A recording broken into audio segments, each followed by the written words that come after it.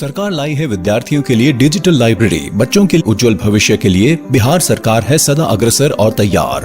कक्षा 1 से कक्षा 12 तक की सभी पाठ्य पुस्तक पूरक सामग्री एवं वीडियो अब शिक्षा विभाग बिहार सरकार द्वारा विकसित पोर्टल पर है उपलब्ध। अध्ययन सामग्री देखने के लिए BEPCLOTS.bihar.gov.in पर विजिट करें अथवा एंड्रॉइड मोबाइल पर गूगल प्ले स्टोर से E-LOTS ऐप डाउनलोड करें। शिक्षकों, अभिभावकों एवं बच्चों से अनुरोध है कि इस लाइब्रेरी का अधिक से अधिक लाभ उठाएं और अपनी पढ़ाई जारी रखें। डर से नहीं तैयारी से आगे कदम बढ़ाना है। रुकी जिंदगी में चहल पहल वापस फिर से लाना है। धोकर हाथ पहन कर मास्क सुरक्षित जीवन चलाना है। सुरक्षित जीवन चलाना है।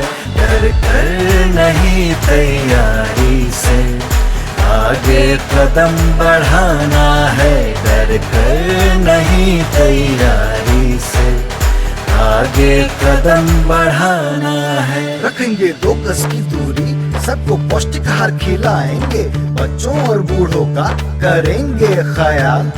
रोगी नहीं, रोग से लड़ कोरोना को हराएंगे। स्वास्थ्य केंद्र फिर से खुल गए, जिनका लाभ उठाना है। रुकी जिंदगी में चहल पहल वापस फिर से लाना है। धोकर हाथ पहन कर मास्क सुरक्षित जीवन चलाना है। सुरक्षित जीवन चलाना है। डर कर नहीं तैयारी से आगे कदम बढ़ाना है। डर कर नहीं तैयारी से आगे कदम बढ़ाना है। टीकाकरण की शुरुआत हो गई है, पर पहले की तरह हमें मास्क लगाना और 2 गज की दूरी बनाए रखना अभी भी जरूरी है। स्वास्थ्य विभाग और सूचना एवं जनसंपर्क विभाग बिहार सरकार द्वारा जनहित में जारी। जीतेगा बिहार। हेलो बच्चों, कैसे हो आप सब? आशा करता हूँ कि आपको जो ये घर पर आपके विद्यालय का अनुभव मिल रहा है, आप उसे बहुत एंजॉय कर रहे होंगे और एंजॉयमेंट के साथ साथ आपकी पढ़ाई भी हो रही होगी। आप सभी ने अपना कॉपी और कलम तो ले ही लिया होगा। तो आइए देखते हैं आज के एपिसोड में हम क्या पढ़ेंगे। आज हम कक्षा 11 की पढ़ाई के साथ शुरुआत करते हुए फिजिक्स में ग्रेविटेशन यानी गुरुत्वाकर्षण पार्ट को पढ़ेंगे। उसके बाद कक्षा 12 में हम केमिस्ट्री में डी ब्लॉक एलिमेंट्स को पढ़ेंगे और फिजिक्स में किरण प्रकाशिकी एवं प्रकाशिक यंत्र पाठ को पढ़ेंगे। याद रहे बच्चों कि आप सभी को एपिसोड देखने के बाद अपने पाठ्यपुस्तक से इस पाठ को जरूर पढ़ लेना होता है, ताकि आपका कॉन्सेप्ट पूरा क्लियर हो जाए और आपके किताब में दिए गए सभी सवालों को भी बना लेना होता है। तो अपना कॉपी और कलम ले लीजिए बच्चों और हो जाइए तैयार। हम शुरू करते हैं आज का एपिसोड। नमस्कार दोस्तों, आज के भौतिक विज्ञान वीडियो लेक्चर में आपका स्वागत है। आज हम अध्याय गुरुत्वाकर्षण के तीसरे भाग को समझेंगे। आइए जानते हैं कि आज की वीडियो में हम लोग क्या क्या पढ़ेंगे। दोस्तों, सबसे पहले हम गुरुत्वीय स्थितिज ऊर्जा के बारे में पढ़ेंगे। इसके बाद पलायन चाल को समझेंगे, जिसे पलायन वेग भी कहते हैं, और अंत में भू उपग्रह के बारे में समझेंगे। तो आइए शुरू करते हैं आज के पहले विषय के साथ और जानते हैं गुरुत्वीय स्थितिज ऊर्जा किसे कहते हैं। दोस्तों, जैसा कि हम पहले जान चुके हैं कि जिन बलों द्वारा किया गया कार्य चले गए पथों पर निर्भर नहीं करता है, वे बल संरक्षी बल होते हैं तथा ऐसे बलों के लिए ही किसी पिंड की स्थितिज ऊर्जा की कोई सार्थकता होती है। दोस्तों, गुरुत्व बल एक संरक्षी बल है तथा हम किसी पिंड में इस बल के कारण उत्पन्न स्थितिज ऊर्जा, जिसे गुरुत्वीय स्थितिज ऊर्जा कहते हैं, का परिकलन कर सकते हैं। दोस्तों अब यदि पृथ्वी के पृष्ठ से h1 ऊंचाई पर स्थित किसी बिंदु तथा इसी बिंदु के ठीक ऊर्ध्वाधर ऊपर h2 ऊंचाई पर स्थित किसी अन्य बिंदु पर विचार करें तो m द्रव्यमान के किसी कण को पहली स्थिति से दूसरी स्थिति तक ऊपर उठाने में किया गया कार्य जिसे हम W12 द्वारा निर्दिष्ट करते हैं। अब इस कार्य का परिमाण हमें कुछ इस समीकरण से मिलेगा। W12 बराबर बल गुने विस्थापन बराबर हो जाएगा दोस्तों mg ब्रैकेट में h2 माइनस h1। दोस्तों अब यदि हम पृथ्वी के पृष्ठ से h ऊंचाई के बिंदु से कोई स्थितिज ऊर्जा यानी कि WH संबंध करें तो हमें समीकरण कुछ इस प्रकार मिलेगा। WH बराबर mgh प्लस W0। यहाँ W0 दोस्तों नियतांक को बताता है। अब यह स्पष्ट है कि गुरुत्वीय स्थितिज ऊर्जा समीकरण W12 बराबर W गुने H2 माइनस W गुने H1 द्वारा दिया जाएगा। इस प्रकार कण को स्थानांतरित करने में किया गया कार्य ठीक इस कण की अंतिम तथा आरंभिक स्थितियों की स्थितिज ऊर्जाओं के अंतर के बराबर होगा।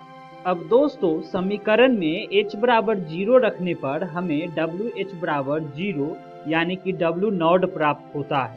h बराबर 0 का अर्थ यह होगा दोस्तों कि दोनों बिंदु पृथ्वी के पृष्ठ पर स्थित है। इस प्रकार W0 कण की पृथ्वी के पृष्ठ पर स्थितिज ऊर्जा को दर्शाती है। अब दोस्तों हम जानते हैं कि पृथ्वी के बाहर के किसी बिंदु पर स्थित किसी कण पर लगे गुरुत्वीय बल की दिशा पृथ्वी के केंद्र की ओर निर्देशित करती है तथा इस बल का परिमाण समीकरण F बराबर कैपिटल G गुना ME गुना स्मॉल m बटे R स्क्वायर द्वारा दिया जाएगा। यहाँ ME पृथ्वी का द्रव्यमान को बताता है, स्मॉल m कण का द्रव्यमान को बताता है तथा R कण की पृथ्वी के केंद्र से दूरी को बताता है। अब दोस्तों यदि हम किसी कण को R बराबर R1 से R बराबर R2 तक ऊर्ध्वाधर पथ के अनुदिश ऊपर उठाने में किए गए कार्य को परिकलन करें तो हमें समीकरण कुछ ऐसा मिलेगा। W12 बराबर समाकलन R1 से R2 तक कैपिटल G गुना कैपिटल M गुना स्मॉल m बटे R स्क्वायर गुना dr बराबर हो जाएगा दोस्तों माइनस कैपिटल G गुना ME गुना स्मॉल m ब्रैकेट में 1/R2 माइनस 1/R1। अब दोस्तों इस प्रकार समीकरण के बजाय हम किसी दूसरी R पर स्थित ऊर्जा WR को इस प्रकार संबंध कर सकते हैं। समीकरण WR बराबर माइनस कैपिटल G गुना ME गुना स्मॉल m बटे R जोड़ W1। अब दोस्तों हम परिपाटी के अनुसार W1 को शून्य मान लेते हैं जिसके कारण किसी बिंदु पर किसी कण की स्थितिज ऊर्जा उस कण को अनंत से उस बिंदु तक लाने में किए जाने वाले कार्य के ठीक बराबर होती है। पृथ्वी के गुरुत्वीय बल के कारण किसी बिंदु पर गुरुत्वीय विभव की परिभाषा बिंदु पर किसी कण के एकांक द्रव्यमान की स्थितिज ऊर्जा के रूप में की जाती है। अब दोस्तों हम जानते हैं कि M1 एवं M2 द्रव्यमान के एक दूसरे से r दूरी पर रखे गए दो कणों की गुरुत्वीय स्थितिज ऊर्जा को बताती है। दोस्तों समीकरण हो जाएगा G बराबर माइनस G गुना M1 गुना M2 बटे R। आइए दोस्तों आगे बढ़ते हैं, जानते हैं पलायन चाल किसे कहते हैं। आगे बढ़ने से पहले एक प्रश्न आता है दोस्तों कि क्या हम किसी पिंड को इतने अधिक आरंभिक चाल से ऊपर फेंक सकते हैं कि वह फिर पृथ्वी पर वापस न गिरे। आइए जानते हैं इसका उत्तर क्या होगा। दोस्तों इस प्रश्न का उत्तर देने में ऊर्जा संरक्षण नियम हमारी सहायता करेगा। आइए पहले जानते हैं पलायन चाल किसे कहते हैं। दोस्तों वह न्यूनतम वेग जिसे किसी पिंड को दिया जाए तो वह गुरुत्वाकर्षण क्षेत्र को छोड़कर चला जाता है और पुनः लौट कर नहीं आता है, इसे पलायन वेग कहते हैं। आइए दोस्तों पलायन वेग का सूत्र को जानते हैं। पृथ्वी के लिए हम यहाँ पलायन वेग का मान ज्ञात करते हैं। दोस्तों पृथ्वी के तल पर स्थितिज ऊर्जा का मान निम्न सूत्र द्वारा दिया जाएगा। U बराबर माइनस कैपिटल G गुना MM बटे R। अब दोस्तों जब पिंड पृथ्वी के गुरुत्वाकर्षण सीमा के बाहर होता है तो इस स्थिति में पिंड की स्थितिज ऊर्जा का मान शून्य हो जाता है। अतः इस स्थिति में पलायन ऊर्जा का मान हो जाएगा गुरुत्वाकर्षण सीमा पर ऊर्जा का मान माइनस पृथ्वी तल पर ऊर्जा का मान। अब दोस्तों पलायन ऊर्जा का सूत्र ये होगा 0 माइनस ब्रैकेट में माइनस जी गुना mm बटे आर बराबर आगे हल करने पर समीकरण होगा प्लस ब्रैकेट में GMM बटे आर। अब माना कि किसी पिंड को पृथ्वी तल से VE वेग से फेंका जाता है तो यह पृथ्वी के गुरुत्वाकर्षण क्षेत्र के बाहर निकल जाती है, अर्थात पृथ्वी तल पर पिंड का पलायन वेग का मान यदि VE हो तो तब पिंड की गतिज ऊर्जा का मान निम्न समीकरण द्वारा दिया जाएगा KE बराबर 1/2 mVE²। अब दोस्तों चूंकि पिंड में यह गतिज ऊर्जा उपस्थित है और इसके कारण ही पिंड पृथ्वी के गुरुत्वाकर्षण क्षेत्र से बाहर निकल पा रहा है, तो इसका मतलब यह होता है दोस्तों कि गतिज ऊर्जा पलायन ऊर्जा के बराबर होगी। इस अनुसार समीकरण होगा 1/2 mVE² बराबर GMM बटे आर। इस समीकरण को हल करके पलायन वेग यानी कि VE का मान निकालने पर हमें निम्न समीकरण प्राप्त होता है, पलायन वेग बराबर VE। अब दोस्तों समीकरण VE बराबर √2gm बटे आर। अब चूंकि गुरुत्वीय त्वरण g का मान निम्न होता है यानी कि स्मॉल g बराबर gm बटे r² होता है। अब ये स्मॉल g का मान यह पलायन वेग वाले समीकरण में जब हम रखते हैं तो पलायन वेग का नया समीकरण प्राप्त होता है जो निम्न प्रकार है VE बराबर √2gr। दोस्तों यहाँ स्मॉल g और re के आंशिक मान रखने पर हमें v बराबर लगभग 11.2 किलोमीटर प्रति सेकंड प्राप्त होता है। इसे पलायन चाल कहते हैं। आइए दोस्तों आगे बढ़ते हैं और जानते हैं भू उपग्रह के बारे में।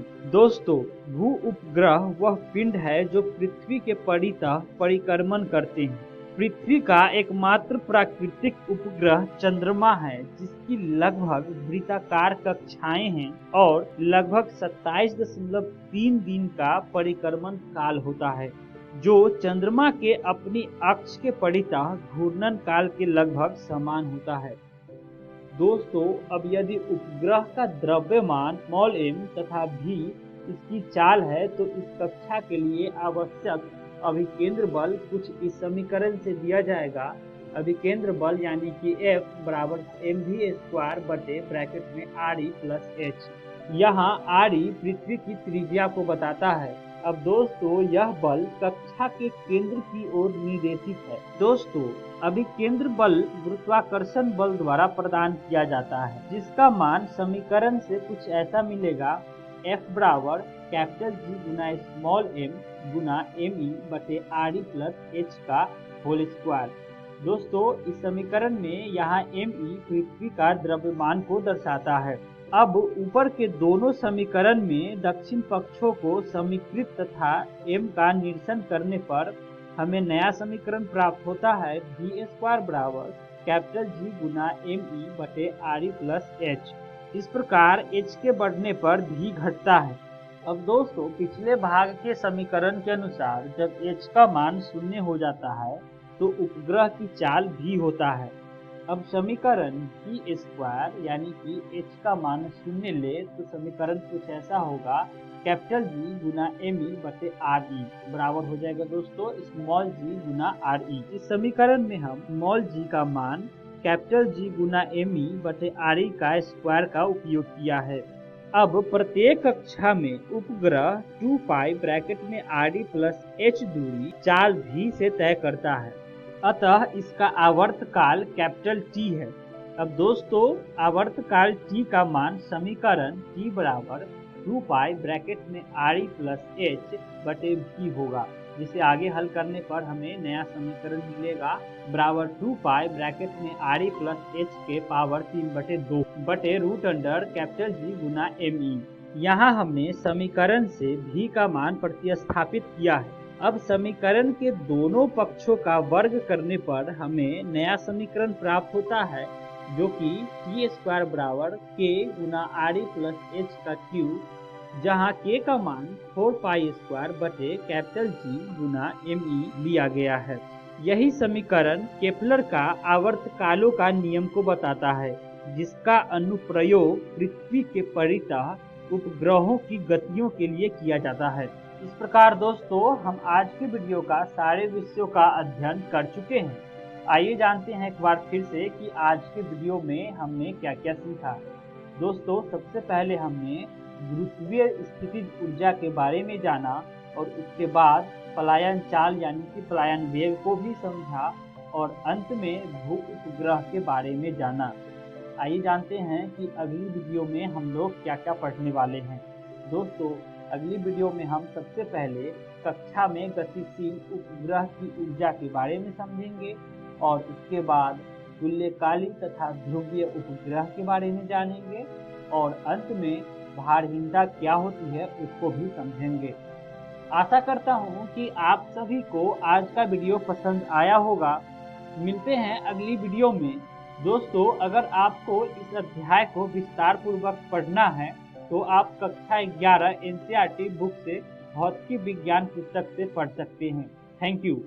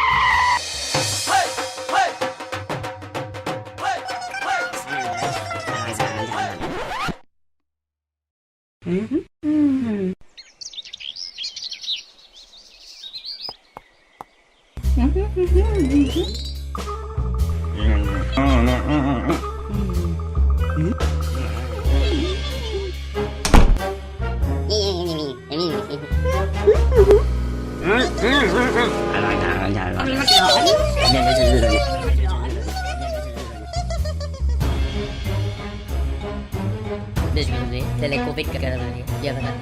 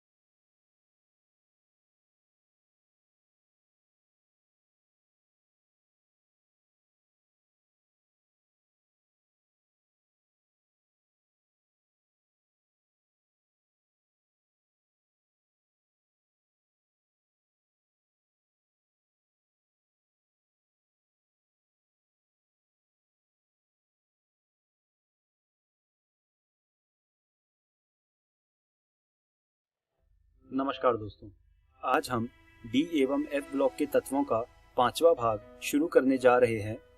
वीडियो को शुरू करने से पहले आइए देखते हैं कि आज की इस वीडियो में हम क्या पढ़ने वाले हैं। इस वीडियो में हम लोग एफ ब्लॉक के तत्वों को पढ़ेंगे। एफ ब्लॉक के तत्वों को दो हिस्सों में हम विभाजित करके पढ़ने वाले हैं। जो पहला हिस्सा है वो है लैंथेनॉइड और जो दूसरा हिस्सा है वो है एक्टिनॉइड। हम शुरू करते हैं लैंथेनॉइड से। सबसे पहले हम बात करेंगे लैंथेनॉइड के इलेक्ट्रॉनिक विन्यास की। यह देखा जा सकता है कि इन सभी परमाणुओं के इलेक्ट्रॉनिक विन्यास में 6s2 एक समान है, परंतु 4f स्तर पर परिवर्तनशील निवेशन है। इन सभी तत्वों के त्रिधनात्मक इलेक्ट्रॉनिक विन्यास का स्वरूप 4f की पावर n है। अब हम बात करेंगे परमाणु एवं आयनिक आकार की। लैंथेनम से लुटीशियम तक के तत्वों की परमाणु एवं आयनिक त्रिज्याओं में समग्र हल्स, जिसे हम लैंथेनॉइड आकुंचन कहते हैं, लैंथेनॉइड तत्वों के रसायन का एक विशिष्ट लक्षण है। इसका तृतीय संक्रमण श्रेणी के तत्वों के रसायन पर दूरगामी प्रभाव होता है। यह आकुंचन ठीक वैसा ही है जैसा कि सामान्य संक्रमण श्रेणियों में पाया गया है तथा इसके कारण भी समान है, अर्थात एक ही उपकोष में एक इलेक्ट्रॉन का दूसरे इलेक्ट्रॉन द्वारा अपूर्ण परिरक्षण प्रभाव, जिसे हम अंग्रेजी में इम्परफेक्ट शील्डिंग इफेक्ट कहते हैं। लैंथेनॉइड श्रेणी के आकुंचन का संचयी प्रभाव लैंथेनॉइड आकुंचन कहलाता है, जिसके कारण तृतीय संक्रमण श्रेणी की त्रिज्याओं के मान दूसरी संक्रमण श्रेणी के संगत तत्वों की त्रिज्याओं के मानों के लगभग समान हो जाते हैं। अब हम बात करेंगे ऑक्सीकरण अवस्थाओं की। लैंथेनॉइड में La2 तथा Ln3 यौगिक प्रमुख हैं, फिर भी प्रायः +2 तथा +4 आयन विलयन में अथवा ठोस यौगिकों में उपस्थित रहते हैं। यह अनियमितता रिक्त अर्धभरित तथा पूर्ण भरित F कक्षकों के अतिरिक्त स्थायित्व के कारण पाई जाती है। अतः Ce4 का उत्कृष्ट गैस अभिविन्यास इसके बनने में सहायक होता है, परंतु यह एक प्रबल ऑक्सीकारक है, अतः यह पुनः सामान्य +3 अवस्था में आ जाते हैं। अब हम बात करेंगे लैंथेनॉइड के सामान्य अभिलक्षण की।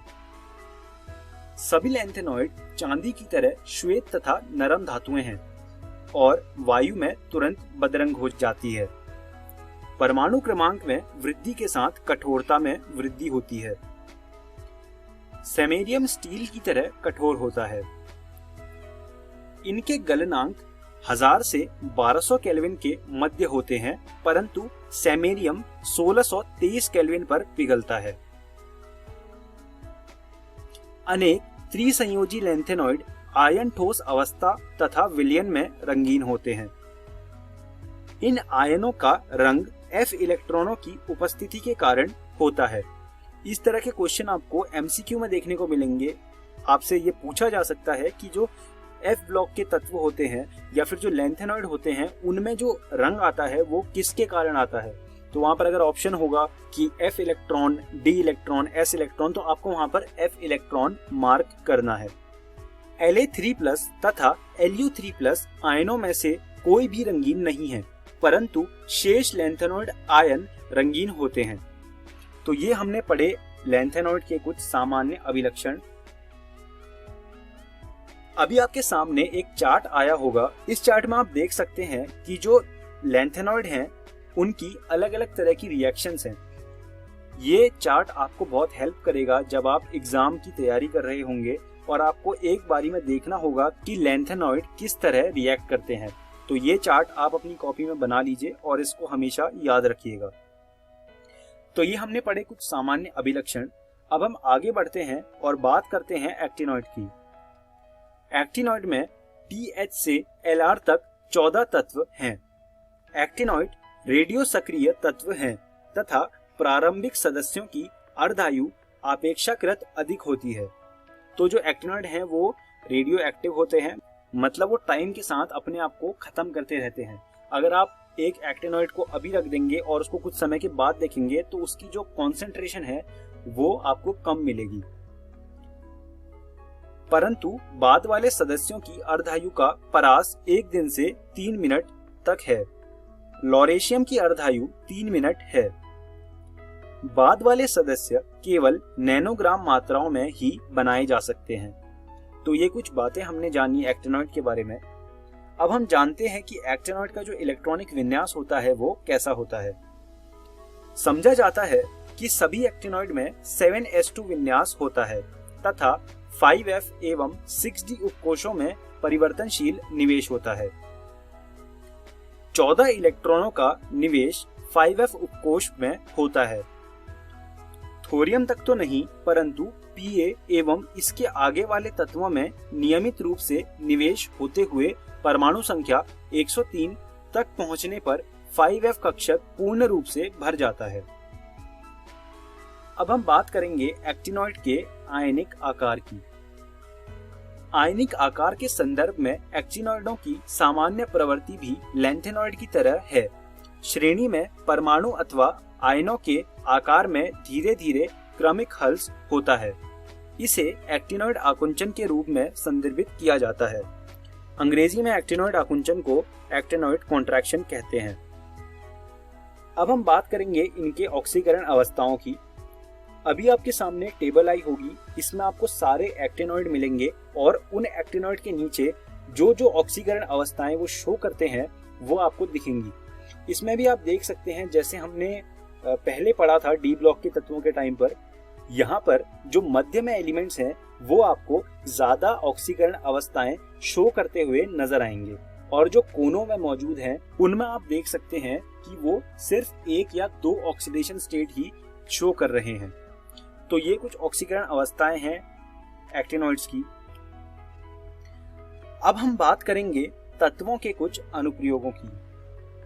हमने जितने भी तत्व पढ़े डी ब्लॉक में और एफ ब्लॉक में, इन तत्वों के जो भी अनुप्रयोग हैं हम अब देखने वाले हैं। लोहा तथा इस्पात अत्यंत महत्वपूर्ण निर्माण सामग्री है। कुछ यौगिकों का उत्पादन कुछ विशेष उद्देश्य के लिए होता है, जैसे TiO का वर्णक उद्योग में और MnO2 का शुष्क बैटरी सेलों में। सल्फ्यूरिक अम्ल के उत्पादन में V2O5 SO2 के ऑक्सीकरण को उत्प्रेरित करता है। आपने ये चीज P ब्लॉक एलिमेंट्स में पढ़ी होगी कि जो V2O5 है वो हम यूज करते हैं सल्फ्यूरिक एसिड के प्रिपरेशन में, जो कि हमारा कॉन्टैक्ट प्रोसेस होता है। हम उसमें V2O5 को यूज करते हैं उत्प्रेरक के तौर पर।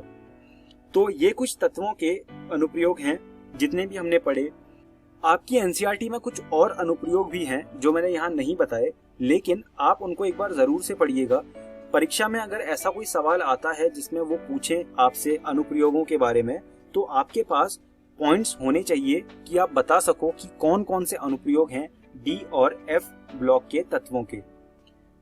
अब हम इस वीडियो के अंत में आ गए हैं। आइए जानते हैं कि आज की इस वीडियो में हमने क्या सीखा।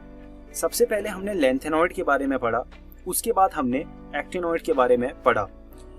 मैं उम्मीद करता हूं आपको मेरी पढ़ाई हुई सारी बातें समझ आई होंगी और आपको यह सुझाव दूंगा कि आप इन सब चीजों को एक बार एनसीईआरटी से पढ़ लीजिएगा।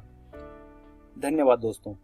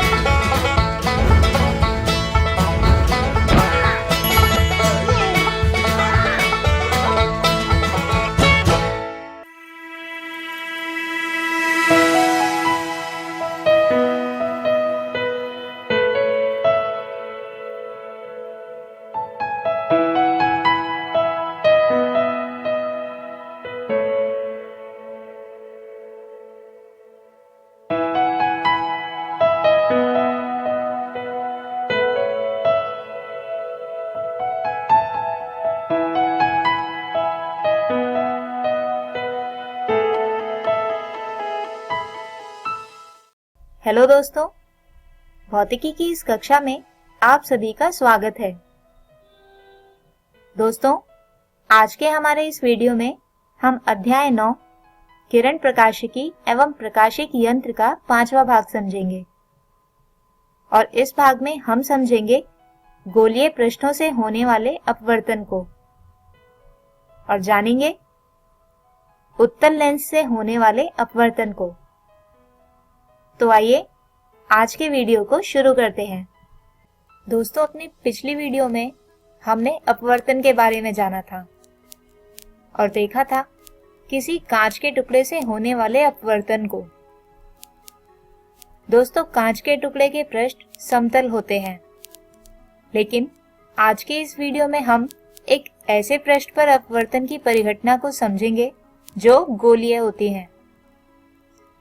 तो दोस्तों, किसी गोलीय सतह पर अपवर्तन कुछ इस तरह से होता है। अब मान लीजिए कि यहाँ पर गोलीय पृष्ठ का अपवर्तनांक μ2 है, जबकि आसपास में उपस्थित वायु का अपवर्तनांक है μ1।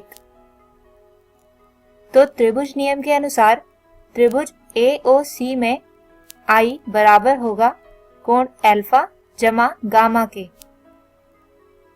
और दोस्तों, अल्फा और गामा को हम लिख सकते हैं AN/NO जमा AN/NC, या फिर इसे लिख सकते हैं AN/PO जमा AN/PC।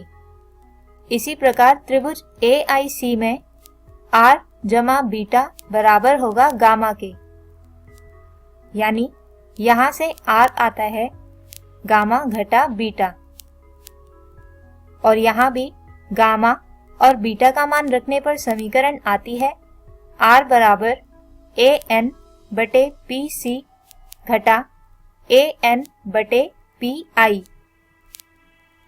अब दोस्तों, जैसा कि हम स्नेल के नियम से जानते हैं कि sin I बटे sin R बराबर होता है μ2 यानी कि μ2 बटे μ1 के, और इसे क्रॉस गुणा करके हम लिख सकते हैं μ1 sin I बराबर μ2 sin R, या फिर हम लिख सकते हैं कि μ1 I बराबर होगा μ2 R के।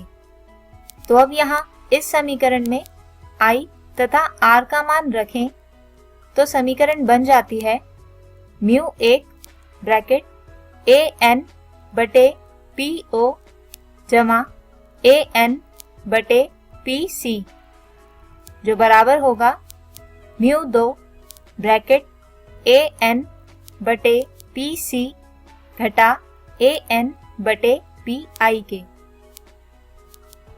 अब क्योंकि दोनों ही ओर AN अंश में उपस्थित है, जिससे ये दोनों ही ओर से कट जाएगा, और अब समीकरण आएगी μ1/PO जमा μ1/PC, जो बराबर होगी μ2/PC घटा μ2/PI के।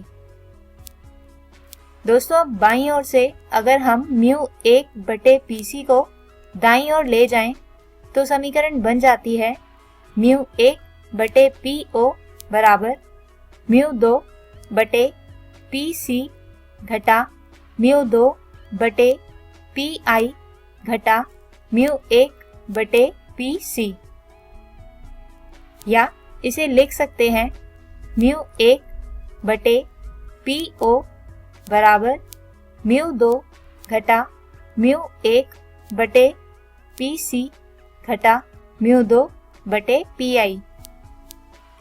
अब दोस्तों, PO, PC तथा PI को उनके सही चिन्ह परिपाटी के साथ रखें तो ये समीकरण बन जाएगी μ1/U बराबर μ2 घटा μ1/R घटा μ2/V, या फिर इसे लिख सकते हैं μ2/V जमा μ1/U बराबर μ2 घटा μ1 बटे आर, और इसे लिख सकते हैं μ2 बटे v घटा μ1 बटे u बराबर μ2 घटा μ1 बटे r। आइए अब समझते हैं कुछ गोलीय सतहों यानी लेंसों के बारे में। दोस्तों, दर्पण के ही जैसे लेंस भी दो प्रकार के होते हैं, अपसारी लेंस जिन्हें अवतल लेंस भी कहते हैं, और दूसरा प्रकार है अभिसारी लेंस जिसे उत्तल लेंस भी कहा जाता है। दोस्तों, ये दोनों ही लेंस दिखने में कुछ इस प्रकार के होते हैं। तो आज के हमारे इस वीडियो में हम किसी एक प्रकार यानी कि अभिसारी या उत्तल लेंस से होने वाले अपवर्तन को ही समझेंगे। तो दोस्तों, इसके लिए हम सबसे पहले मान लेते हैं कि एक वस्तु इस लेंस के सामने कहीं अनंत दूरी पर रखी है। अब जैसा कि हम जानते हैं कि अनंत दूरी से आने वाली किरणें प्रकाशिक अक्ष के समांतर होती हैं, और ये सारी किरणें अभिसारित होकर जिस बिंदु पर इस वस्तु का प्रतिबिंब बनाएंगी वो कहा जाता है मुख्य फोकस। और दोस्तों, क्योंकि ये प्रतिबिंब लेंस के पीछे बनता है, यानी इसे किसी पर्दे पर भी लिया जा सकता है, और इस प्रकार का प्रतिबिंब कहलाता है वास्तविक प्रतिबिंब। और वास्तविक होने के साथ साथ ये प्रतिबिंब उल्टा बनता है, जिसका आकार एक बिंदु जितना ही होता है। अब अगली स्थिति में हम वस्तु को उठाकर लेंस के पास रखते हैं, बिंदु 2f से परे। तो इस स्थिति में प्रतिबिंब बनता है लेंस के पीछे f तथा 2f के बीच कहीं, और ये प्रतिबिंब होता है वास्तविक तथा उल्टा, जबकि इसका आकार होता है वस्तु से छोटा। दोस्तों, अब हम इस वस्तु को उठाकर रखते हैं बिंदु 2f पर। तो इस परिस्थिति में प्रतिबिंब भी बनता है लेंस के पीछे बिंदु 2f पर ही, जिसकी प्रकृति वास्तविक तथा उल्टी होती है, जबकि इसका आकार वस्तु के बराबर ही होता है। अगली स्थिति में हम वस्तु को लेंस के और पास यानी कि बिंदु 2f और f के बीच में रखते हैं। तो दोस्तों, इस परिस्थिति में प्रतिबिंब बनता है लेंस के पीछे और 2f से परे। इसकी प्रकृति होती है वास्तविक तथा उल्टी, जबकि इसका आकार होता है वस्तु से बड़ा। दोस्तों, अब अगली परिस्थिति में हम वस्तु को लेंस के और पास यानी कि लेंस के फोकस पर रखते हैं। ऐसा करने पर अपवर्तन के पश्चात आने वाली किरणें एक दूसरे के समांतर आती हैं, जिसके कारण हम मान लेते हैं कि ये किरणें कहीं अनंत दूरी पर जाकर मिलेंगी। अर्थात इस परिस्थिति में प्रतिबिंब भी बनेगा किसी अनंत दूरी पर, जिसकी प्रकृति होगी वास्तविक तथा उल्टी, और इसका आकार वस्तु के आकार से बहुत बड़ा होगा। दोस्तों, अंतिम परिस्थिति में हम वस्तु को फोकस और लेंस के ध्रुव के बीच में कहीं रखते हैं। इस स्थिति में प्रकाश किरणें अपवर्तन के पश्चात एक दूसरे से अपसरित होती दिखाई पड़ती हैं, जिसकी वजह से हम मान लेते हैं कि इसका प्रतिबिंब लेंस के सामने ही बनेगा, और अब इसकी प्रकृति होगी आभासी तथा सीधी। इसके अलावा इसका आकार वस्तु से बड़ा होता है। तो दोस्तों, इसी विषय के साथ आज के इस वीडियो को हम यहीं पर खत्म करते हैं, और उम्मीद करते हैं कि आपको आज का ये वीडियो समझ आया होगा। आज के हमारे इस वीडियो में हमने समझा गोलीय सतहों पर अपवर्तन को, और इसके बाद हमने समझा उत्तल लेंस द्वारा प्रकाश का अपवर्तन, इससे बनने वाले प्रतिबिंब और उनकी प्रकृति को।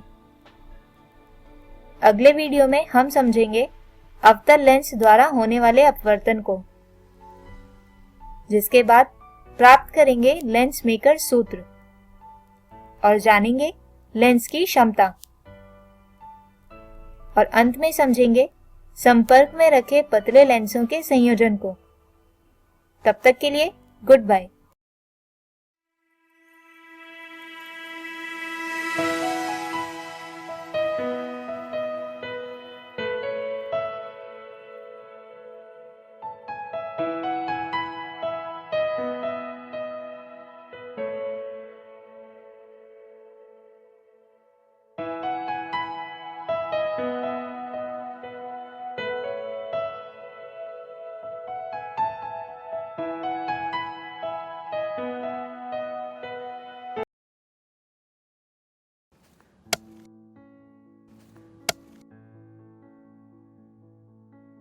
अरे भाई राजू, क्या? अरे सुने कि कल चाचा कुछ बता रहे थे, क्या बोल रहे थे? हाँ, चाचा कल बहुत बढ़िया बात बता रहे थे। कह रहे थे कि हम लोगों को अपने बच्चा लोग के पढ़ाई लिखाई पे ध्यान देना चाहिए। सिर्फ स्कूल भेजने से कुछ नहीं होता। बात तो ठीक है, लेकिन हम लोग ये करेंगे कैसे? हम लोगों को तो पढ़ना लिखना भी नहीं आता है। हम भी यही सोच रहे थे।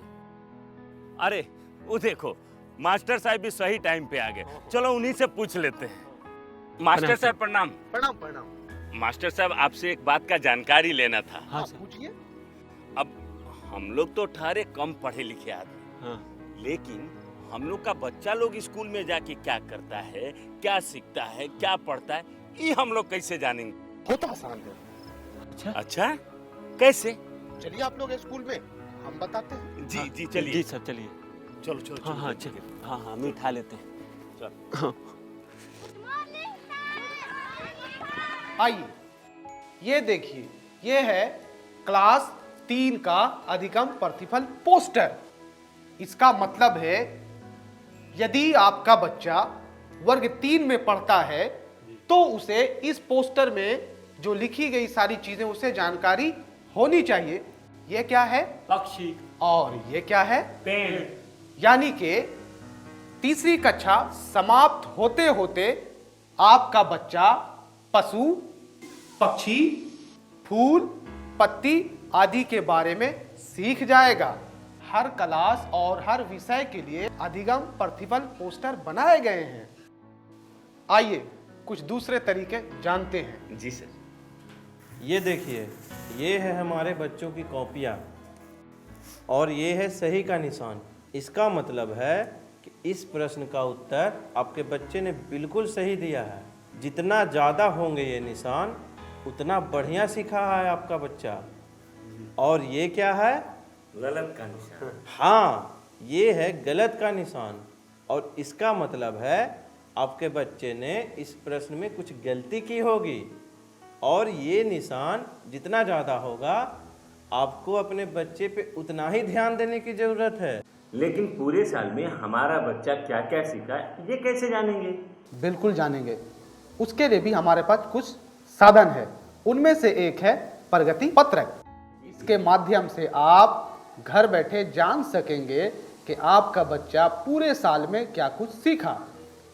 देखिए, ये है 3 स्टार। इसका मतलब होता है सीख चुका है, आपका बच्चा सीख चुका है।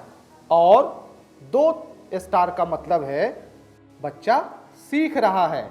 और 1 स्टार का मतलब अभी सीखने की आवश्यकता है। जी हाँ। ये तो बहुत आसान है। अब तो हम जैसे बिना पढ़े लिखे लोग भी अपने बच्चों की कॉपी आसानी से जांच कर पाएंगे। बिल्कुल जांच पाएंगे मनोज। हाँ। मास्टर साहब, आपने तो बिल्कुल सही बात बताई थी। तो ठीक है, चलते हैं।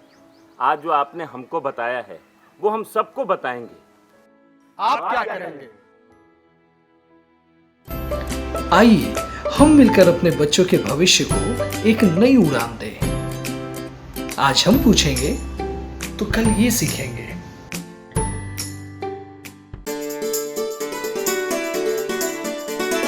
डर से नहीं, तैयारी से आगे कदम बढ़ाना है। रुकी जिंदगी में चहल पहल वापस फिर से लाना है। धोकर हाथ पहन कर मास्क सुरक्षित जीवन चलाना है। सुरक्षित जीवन चलाना है। डर कर नहीं तैयारी से, आगे कदम बढ़ाना है, डर कर नहीं तैयारी से, आगे कदम बढ़ाना है। रखेंगे 2 गज की दूरी, सबको पौष्टिक आहार खिलाएंगे, बच्चों और बूढ़ों का करेंगे ख्याल, रोगी नहीं रोग से लड़ कोरोना को हराएंगे। स्वास्थ्य केंद्र फिर से खुल गए, जिनका लाभ उठाना है। रुकी जिंदगी में चहल पहल, वापस फिर से लाना है, धोकर हाथ पहन कर मास्क, सुरक्षित जीवन चलाना है, सुरक्षित जीवन चलाना है, डर कर नहीं तैयारी से, आगे कदम बढ़ाना है, डर कर नहीं तैयारी से, आगे कदम बढ़ाना है। टीकाकरण की शुरुआत हो गई है, पर पहले की तरह हमें मास्क लगाना और 2 गज की दूरी बनाए रखना अभी भी जरूरी है। स्वास्थ्य विभाग और सूचना एवं जनसंपर्क विभाग बिहार सरकार द्वारा जनहित में जारी। जीतेगा बिहार।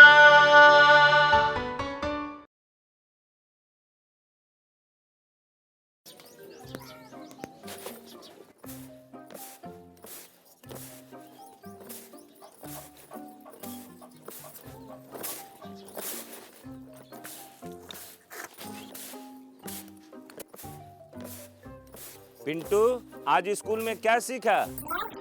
आज स्कूल में क्या सीखा? पापा वो कोई नहीं, तू अपनी कॉपी ला, हम खुद ही देख लेंगे। देख लेंगे, समझ लेंगे। का देख लेंगे और का समझ लेंगे? जाइए भैंसिया को चारा देकर आइए। अरे ऐसा नहीं है, हम लोगों को अपने पिंटू के पढ़ाई लिखाई का ध्यान रखना चाहिए। अच्छा हाँ। तो पिंटू को स्कूल कौन भेजता है? और अब तो पिंटू का कॉपी किताब भी हम लोग सही समय पे खरीद देते हैं। का पिंटू? हाँ। ओहो, सिर्फ स्कूल भेजना, कॉपी किताब खरीदना, ध्यान देना नहीं होता। ध्यान देने का मतलब है कि अपना पिंटू स्कूल में क्या सीख रहा है, वो सब बात की जानकारी रखना। भक, का मजाक करते हैं जी? ये हम लोग कैसे जान लेंगे? अरे सब जान लेंगे, बहुत आसान है, हम बताते हैं। ये है सही का निशान,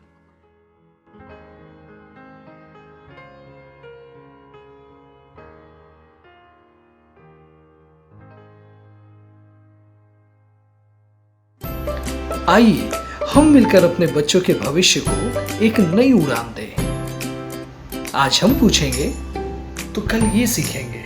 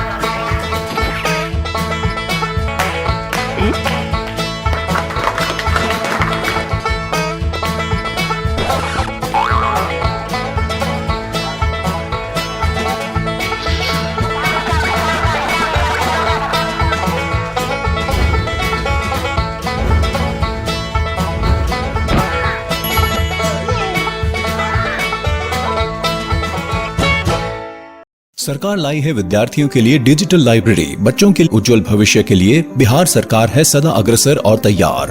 कक्षा 1 से कक्षा 12 तक की सभी पाठ्य पुस्तक पूरक सामग्री एवं वीडियो अब शिक्षा विभाग बिहार सरकार द्वारा विकसित पोर्टल पर है उपलब्ध। अध्ययन सामग्री देखने के लिए BEPCLots.bihar.gov.in पर विजिट करें अथवा एंड्रॉइड मोबाइल पर गूगल प्ले स्टोर से E-Lots ऐप डाउनलोड करें। शिक्षकों, अभिभावकों एवं बच्चों से अनुरोध है कि इस ई लाइब्रेरी का अधिक से अधिक लाभ उठाएं और अपनी पढ़ाई जारी रखें।